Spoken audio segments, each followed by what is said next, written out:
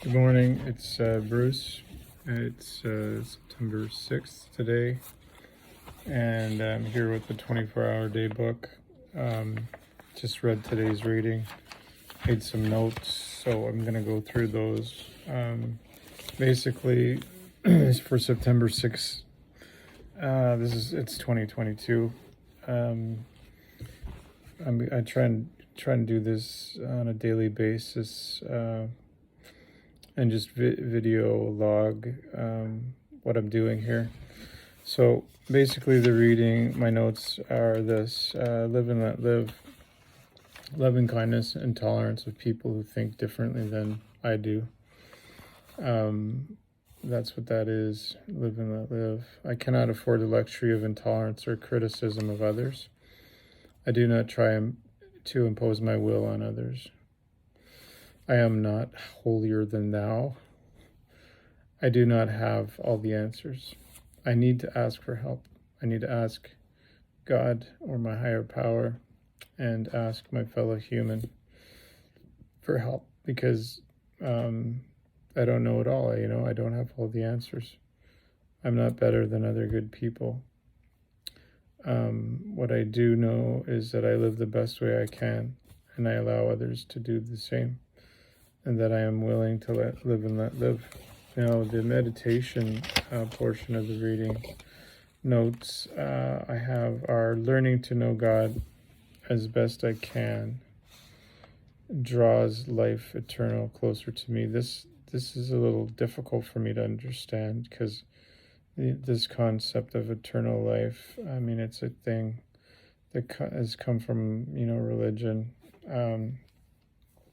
And there's all kinds of conflicts being a Catholic raised guy, living in North America with this Judeo-Christian kind of religious influence.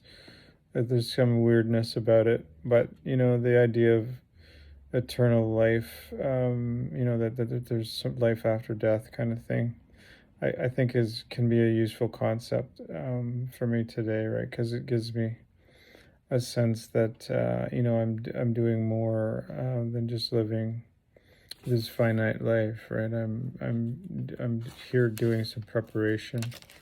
In a large degree, any preparation I do today is really only, for 100%, as far as I know, is only for the rest of my life.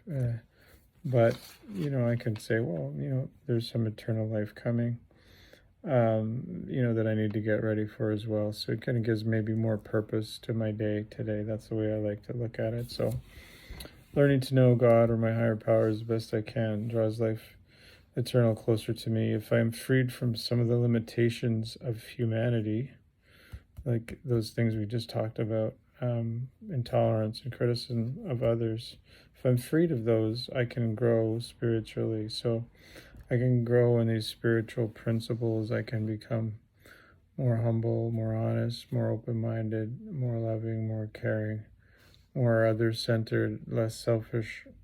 I can bring those spiritual principles into action in my life, and that's really what I want to do.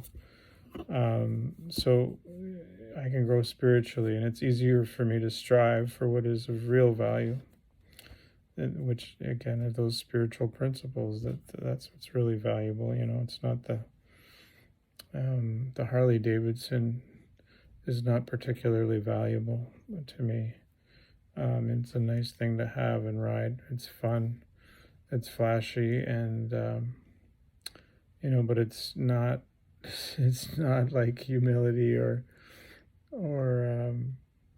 kindness or compassion or whatever, or empathy or sympathy or whatever. It's just a thing, right? So the more I try to live in these spiritual principles, the easier, live with the spiritual principles, live in the spiritual principles, the easier my life is going to be, and by extension, the easier my death is going to be as well.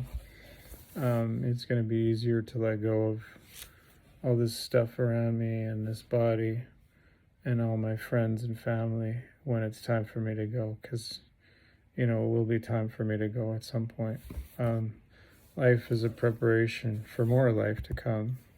Like daily life is a preparation for, today's a preparation for tomorrow, etc., and also for death, and then, as they mentioned in this reading, eternal life. So that's another component. This thought, this component is good because it encourages me to seize this day as though it is my last day, right? Because it very well could be. I could, end this video and have a heart attack or whatever, an aneurysm, could get hit by a bus, Putin could drop a bomb. Who knows, right? This thought is good because it encourages me to seize to this day, although as though it is my last. Eternal life is a mystery to me, and this is what I was saying earlier. It's a mystery to me, but as a concept, it can be helpful because it can make today more precious and productive in my recovery. So, yeah. And that's what this is all about. These readings that I'm doing and these notes and this video that I'm making is about my recovery right today. I'm recovering from addiction, this disease of addiction, the disease of isolation, of loneliness, this thing that rips so many people apart in our society today. We, as addicts, we're kind of hapless and we get hooked on drugs or alcohol or sex or money or power or different behaviors, food. Some people are addicted to eating, some people are addicted to exercising, some people are addicted to television or their smartphones or whatever. And I've found in my life I've had this addiction for most of my life. I don't know where it came from. All I know is that I've got it, and I can get into these obsessive compulsive situations with substances and behaviors that are not good for me and, lead to bad places for me and my loved ones and the world in general, right? So today, I want to be in recovery. I want to be a part of the solution. I want to be a part of positive change in my behalf and in my family and my community and in the world in general. I want to be positive. So, and I've got these situations in my life that, that are difficult, just like everybody has.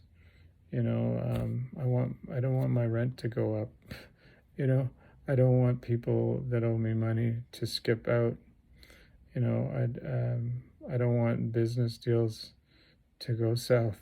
I don't want my loved ones and my family members to have health problems, and I don't want them to send me their medical bills either. But these things happen, right?